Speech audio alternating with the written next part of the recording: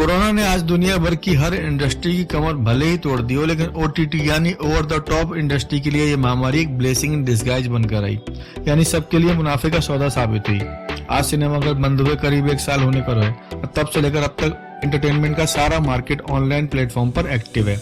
इसलिए अमेजन हो, चाहे नेटफ्लिक्स हो, चाहे सोनी लिव हो, चाहे हॉटस्टार हो, चाहे G5 हो, कोई भी प्लेटफॉर्म हो जो ओटीटी के हिसाब से एंटरटेनमेंट को परोस रहा है, वो मुनाफा कमा रहा है। हालांकि कंपटीशन भी जबरदस्त आ चुका है। पहले स्केल में जहां नेटफ्लिक्स की तूती बोलती थी, बहुत सारे ओटीटी प्लेयर्स को टक्कर देने के लिए आ गए हैं, जिसमें बहुत सारे देसी प्लेयर्स भी, विदेशी प्लेयर भी हैं। लेकिन ओटीटी की रेस में अगर नेटफ्लिक्स खरगोश की तरह तेजी से दौड़ा, तो इस रेस का जो कछुआ है वो अमेजन प्राइम साबित हो रहा है। क्योंकि जब 4-5 साल में नेटफ्लिक्स आया था, उसने सेक्रेट गेम्स, घाउल और लाइला जैसी सीरीज देकर एक अपनी अलग तरह की इमेज बनाई थी। अनसेंसर्ड कंटेंट था, टीवी के सास बहू और बेसिर पैर के एंटरटेनमेंट से बाहर की चीज थी, तो लोगों को पसंद आया। लोगों को लगा कि नेटफ्लिक्स धीरे धीरे इंडिया के ओटीटी मार्केट में पूरा कैप्चर कर लेगा।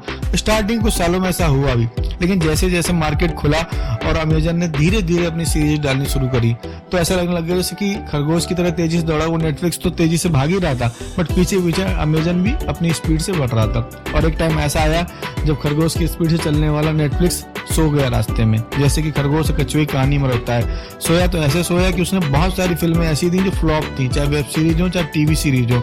जैसे कि अगर नाम लूं तो बहुत लंबी लिस्ट है नेटफ्लिक्स के पास जो फ्लॉप और टीवी सीरीज का है। जैसे करण जौहर की ड्राइव थी, घोस्ट स्टोरीज थी, इसके अलावा फायर ब्रांड है, चॉपस्टिक है, जमात्रा है, हाउस अरेस्ट है, गिल्टी है, ब्रजमोहन अमर रहे, selection day, bad boy billionaire, Betaal, सी, bard of blood, Taj Mahal, fabulous life of Bollywood life या भाग भी नहीं भाग, जितनी भी सीरीज के नाम गिराए मैंने 2-3 सालों में बहुत बुरी तरह से फ्लॉप हुई हैं और नेटफ्लिक्स की इमेज को धक्का लगाया। वहीं अमेजन चुपचाप जो स्लो कंटेंट बना रहा था, उसने मिर्जापुर बनाई, पाताल लोक बनाया, फैमिली मैन बनाई, मेड इन हेवन बनाया, इनसाइड एज बनाया, कॉमिकस्तान बनाया और अभी उसकी रिसेंटली हाउस ऑफ कार्ड की तर्ज पे इंडियन पॉलिटिकल स्कैंडल ड्रामा आ रहा है तांडव।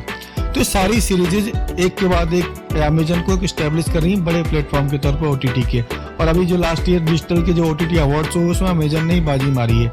कहीं ना कहीं जो तेजी स्पीड से खरगोश की तेज स्पीड से नेटफ्लिक्स ने अपनी जर्नी स्टार्ट की थी ओटीटी के मैदान में, वो कहीं ना कहीं गड़बड़ कर दिया। बॉलीवुड के फेयर में आ गया, कमर्शियल फिल्मों के फेयर में आ गया, करण जौहर से दोस्ती कर ली। इस चक्कर में धीरे धीरे उसका मार्केट डाउन हो गया और अमेजन का उठने लग गया। फिलहाल एक रिपोर्ट है जिसके हिसाब से लास्ट ईयर 2019-2020 के बीच में जो भी फाइनेंशियल ईयर था, जो भी कमीशन कमाई हुई, उसमें नेटफ्लिक्स का मार्केट बहुत डाउन हुआ है। एक रिपोर्ट के मुताबिक नेटफ्लिक्स को करीब 0.2 मिलियन यूजर्स को गंवाना पड़ा है पिछले साल। ऐसा इसलिए भी हुआ कि उसने कुछ कंटेंट को प्रीमियर कैटेगरी में डाला हुआ है, इंटरनेशनल सोच के लेकर, जबकि अमेजन ने इस तरह का भेदभाव भी नहीं किया हुआ है। इसके अलावा एक प्रॉब्लम और है नेटफ्लिक्स के हारने की, कि नेटफ्लिक्स का जो भी सारा कंटेंट है वो लिमिटेड है, उसकी लाइब्रेरी बहुत लिमिटेड है। जहां नेटफ्लिक्स के पास उसकी लाइब्रेरी में 3 से 4 हजार शोज हैं, वहीं G5, हॉटस्टार या फिर अमेजन के पास 10,000 से ज्यादा शोज हैं। और देसी प्लेटफॉर्म के पास तो रीजनल प्रोग्राम्स बहुत सारे हैं, टीवी सीरियल्स भी अब ऑनलाइन प्लेटफॉर्म पर आ चुके हैं, जो कि नेटफ्लिक्स को तगड़ी टक्कर दे रहे हैं। इसके अलावा और भी बहुत सारी वजह हैं जिसकी वजह से नेटफ्लिक्स इस रेस में खरगोश की तरह तेजी से चलने के बावजूद हार गया और अमेजन जीत गया। इसका पहला रीजन ये है कि अमेजन के जितने भी कंटेंट है बहुत चुने हुए, सेलेक्टेड है और उनकी रिपीट वैल्यू बहुत ज्यादा है। नेटफ्लिक्स जल्दी जल्दी लाता है कमर्शियली हिट होने के लिए, बट उसकी रिपीट वैल्यू बहुत कम है, तो उसका सब्सक्रिप्शन लूज हो रहा है। इसके अलावा जो लोकल चैनल्स का डाइवर्जन है, वो भी उसके काफी हद तक उसके प्रोग्राम को डाउन कर रहा है। और सबसे बड़ी बात जो कि डिस्टर्ब कर रही है वो कि नेटफ्लिक्स की इमेज बन चुकी है एंटी हिंदू वाली। नेटफ्लिक्स की मोस्टली सीरीज इंडियन का जो कल्चरल फैब्रिक है उसको तोड़ रही हैं और इस तरह दिखा रही है कि हिंदू थोड़ा सा टेररिज्म में आते हैं या हिंदू आतंकवाद को थोड़ा सा बढ़ावा दे रही हैं। तो कहीं ना कहीं जो इंडियन ऑडियंस है, जिसको लगता है कि एंटी हिंदू हो रहा है, वो ऑडियंस घूम के अमेजन के पास जा रही है। अमेजन थोड़ा सा अभी एंटी हिंदू कंटेंट से बच रहा है, तो उसका फायदा उसको मिल रहा है। रही बात क्वालिटी की, तो क्वालिटी के मैदान में भी अमेजन अभी नेटफ्लिक्स से बेहतर है। तो ओटीटी के रेस में जहाँ खरगोश नेटफ्लिक्स से, वहीं अमेजन कछुआ बन के इस रेस को जीत रहा है।